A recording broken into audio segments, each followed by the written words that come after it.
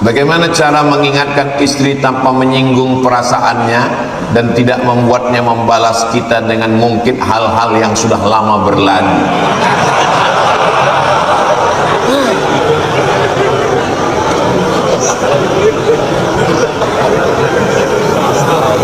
Sebetulnya ini tidak bisa dijawab dalam bentuk tanya jawab. Ini mesti satu sesi 1 jam.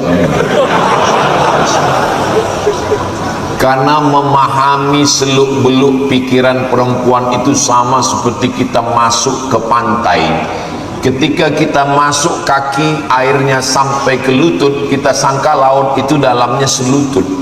Sampai akhirnya kita ke tengah, tenggelam sepinggang, kita katakan laut itu dalamnya sepinggang. Sampai akhirnya kita ke tengah, tenggelam kita, rupanya dia memang tak bisa diselami. Kalau laki-laki itu to be or not to be, yes or no. Kalau perempuan mengatakan tidak, itu bisa jadi iya, bisa jadi tidak, bisa jadi pagi iya, sore tidak, bisa jadi kadang-kadang iya, kadang-kadang tidak. Maka diperlukan sensitivitas yang amat sangat tinggi. Itu maka balasannya adalah surga. Khairukum, orang yang paling baik di antara kamu, khairukum li ahli, orang yang paling baik kepada istrinya. Wa ana khairukum li ahli, aku orang yang paling baik kepada istriku, kata Nabi. Nah, jadi ya pandai-pandailah. Pandai-pandailah. Diam kita, diam, nampak dia diam, kita ajak ngobrol. Marah dia, aku lagi mau diam, jangan ajak ngobrol. Diam kita. Terus dia bilang, sudah tahu aku diam mau minta rayu, kamu kok nggak ngobrol? Kita aja ngobrol. Memang serba salah memang. Makanya laki-laki banyak meninggal sekarang. Kecuali yang di sini, ini solihah-solihah semua. Ini ahli-ahli surga semua. Ini penghuni. Begitu cara melembutkan hati yang udah terluka.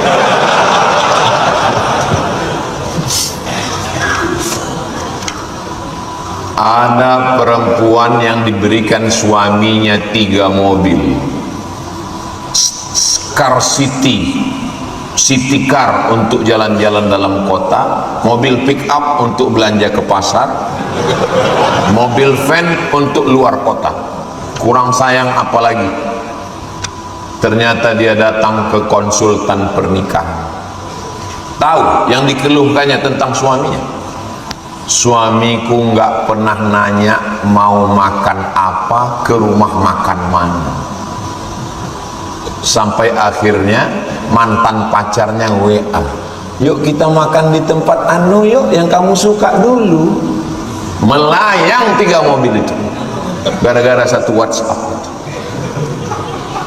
Waspada. Maka kalau belum bisa berbaik-baik dengannya dengan harta, paling tidak dengan kata-kata. Pulang, bukakan pintu bidadariku. Gimana bukaan puasanya, Mas? Restoran apapun belum pernah seenak ini. Walaupun masin, bantailah situ. Penting keluarkan aja kata-kata ini. Begitu. Lihatlah bagaimana Nabi memanggil istrinya. Ya Humaira, wahai engkau yang kulitnya putih kemerahan. Boleh saya panggil istri saya Humaira? Why not? Tapi dia nggak putih, Pak Ustaz. Nggak apa-apa. Menyenangkan. Pulang nanti panggil. Ya Humaira.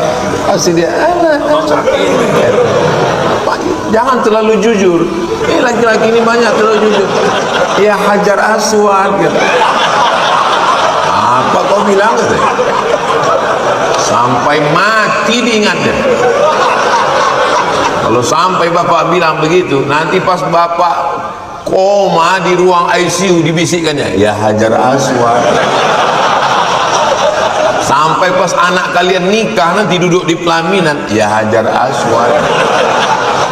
Mati dia ingat. Perempuan ini memorinya kuat. Betul kan, Bu? Iya kata orang itu di atas. Perempuan ini sulit dipahami, nggak bisa dibaca oleh GPS.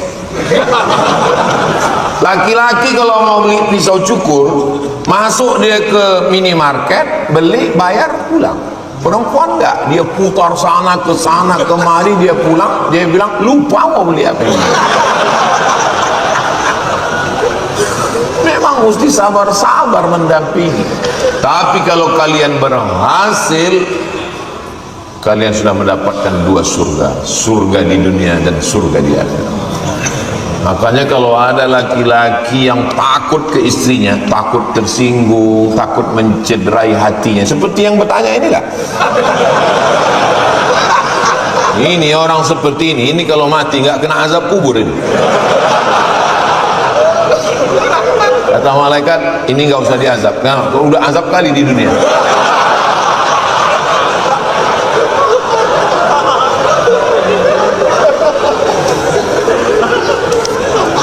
Ini kertasnya nanti saya bawa pulang, takut dicek punya siapa.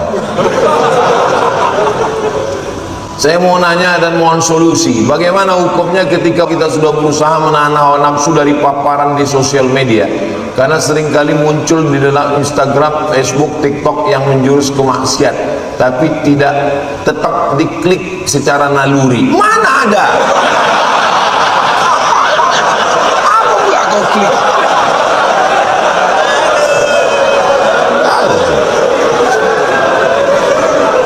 Ingat pesan Sayyidina Ali.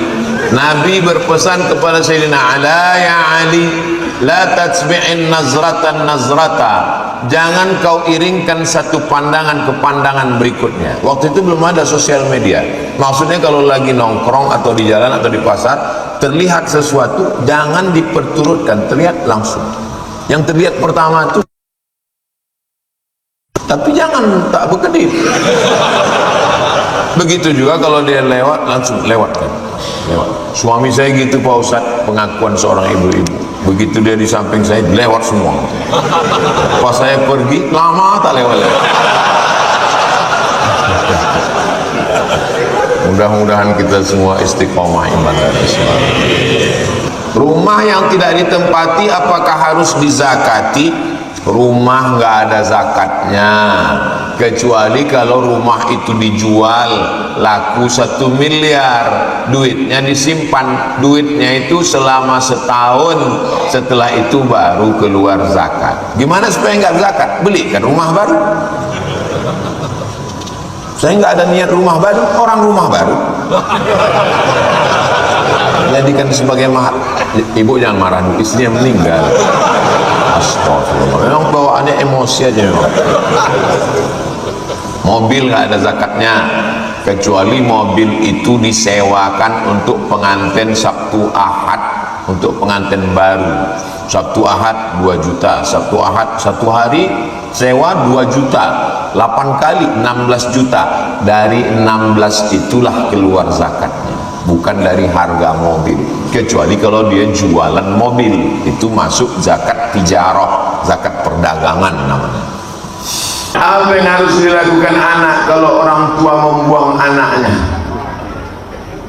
Dibuangnya anaknya dalam kardus, diletakkannya depan toko, menangis bayi itu, diambil lah sama yang punya toko, dijaganya. Bingung dia pas membuat akte kelahiran. Bin siapa Pak? Bin kardus.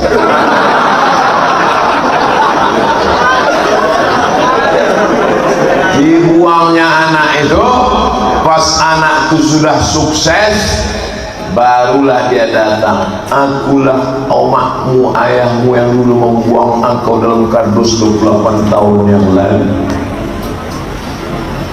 Pernahkah anak itu minta masuk ke dalam rahimmu? Tidak. Siapa yang meniupkannya ke dalam perutmu?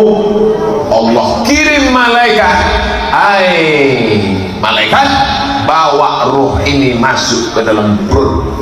Makanya berapa banyak orang ingin punya anak, sampai operasi, sampai bayi tabung ke Singapura. Bayi tabung paling murah 100 juta.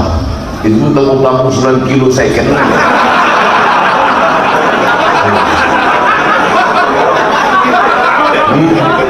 Tiba-tiba kalian begitu punya anak, kalian buang, sedangkan membuang sampah di jalan saja ditangkap polisi di Singapura.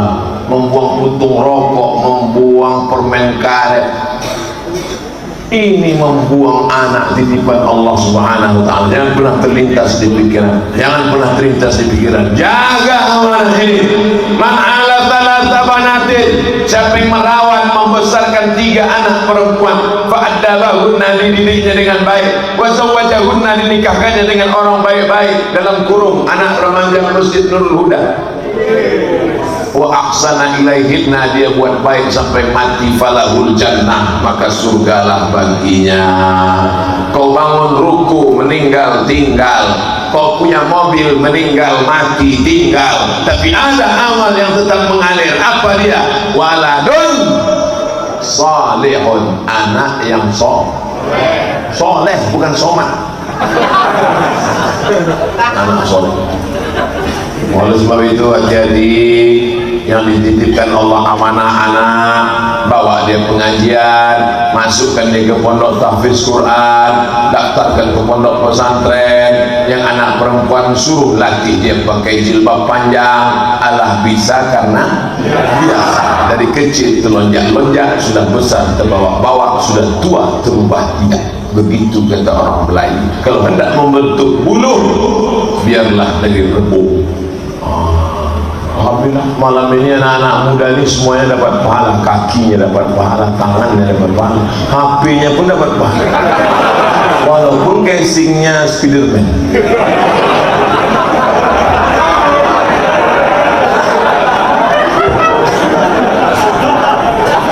Mantap anak mudanya. Saya pun semangat, ini kan anak muda ini, semangat berapi-api malam ini kan anak muda. Kalau diturutkan susah hati sedang risau ya. Anak muda, untung yang saya tengoknya anak muda. Sempatlah oma-oma sama tua itu.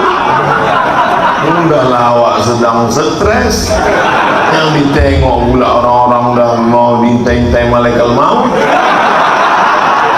Ceramah, assalamualaikum. Aku sebetulnya Pak, entah apa. Begitu nengok anak muda ini bangkit, datang pula ketua panitia. Begitu tadi saya mau maju, takbir, Allahu Akbar. Saya mendengar takbir tadi, saya takutkan berpecah kaca-kaca. Biasa Ustaz ngomong gini, ini bahasa basi atau serius? Serius lah. Kami yang tua-tua ini masa hidup ini tak lama lagi. Saya lahir 1977, umur 24 tahun.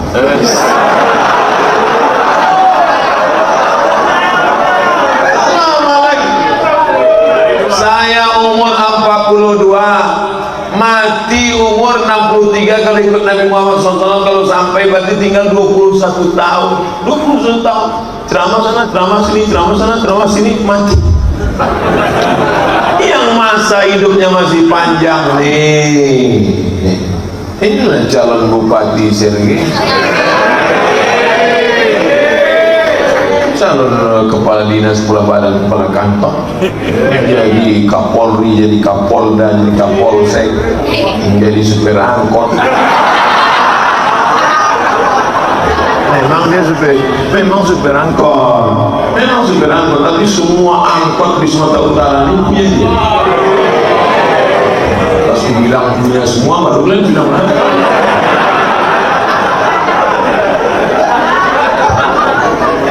Saya Muhammad Faris 9. Oh, berarti ada Faris 1, Faris 2, Faris 3. Muhammad Faris 9. Saya minta doakan menikah secepatnya Pak Ustaz. Calon sudah ada, mahar pun sudah ada, tinggal persetujuan orang tua. Bapak, ibu, anak bapak sudah pengajian, anak ibu sudah pengajian. Jangan sampai gara-gara persetujuan kalian tak dapatnya berzina dia, makan haram dia. Sebulan 4 kali dia jalan-jalan, kalian menanggung dosanya. Pak, kalian menanggung dosanya Bu. Mau kalian nanggung dosanya? Setuju ya anak-anak kalian yang mau nikah? Kalau tak setuju kalian dengan calonnya, buat fit and proper test. Saya ulang sekali lagi, bapak ibu yang menghalang-halangi anak sudah mampu, sudah bekerja cukup modal, hanya karena tak suka, hanya karena tak suka sukunya, hanya karena tak suka latar belakangnya, padahal orang baik, beriman, takut sama Allah, kalian menanggung dosanya sampai dia akan nikah. Waspadalah. Mudah-mudahan setelah ini yang tak setuju, sudah nikah.